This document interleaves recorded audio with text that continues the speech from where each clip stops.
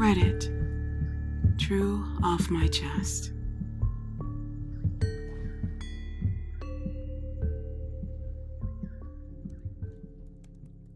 There was an incident at work, submitted by Anonymous. I'm a security guard. Last Wednesday, a man in his 50s jumped off an overpass and killed himself. I was called from my patrol to go to the victim and do what I could. This generally means assessing the situation and begin CPR if there are no signs of life until the first responders arrive. I was dreading having to do the CPR myself, but was ready to do it. Lucky for me, I arrived at the same time as the police, and they took over before I could get started. I spent the rest of my shift assisting the police with information, perimeter control, and I showed them all the camera placements. I did all of this while a dead man with a cracked skull was getting CPR and shocked with a defibrillator not 3 meters from me. I tried not to look. Did my job. Grabbed the necessary info from my report afterwards. The paramedics arrived and officially called it. The first responders talked for a bit. I didn't hear. I was staying out of earshot while I wasn't needed. Eventually, they moved the man into the ambulance and they all left, save for 2 police cars. I was informed that 2 detectives were on the way for the investigation. My officer asked me if I could stay with the cops to help secure the perimeter. I agreed, and literally sat a meter away from a puddle of blood and brain while making sure no bikers would ride over it. 2 actually came close despite the tape. It took the detectives 3 hours before showing up. The detectives arrived, took their pictures, asked some questions, then left for the main security office to review the footage. A coworker drove by, gave me a bag of absorber, then drove off. Oddly enough, the thing I remember the most is being alone at 12:30 a.m.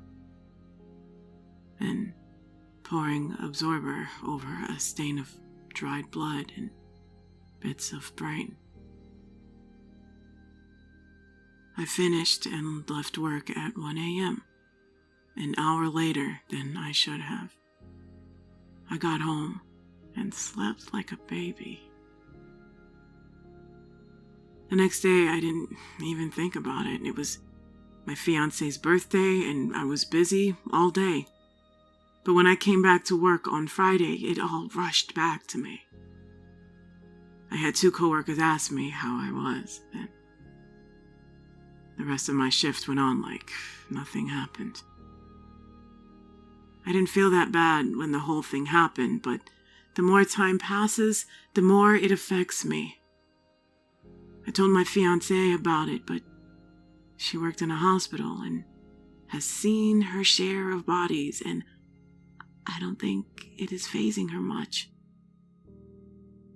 My coworkers that worked with me that evening are all practically gloating about how well they handled the situation, despite the fact that I was the only one physically there in person.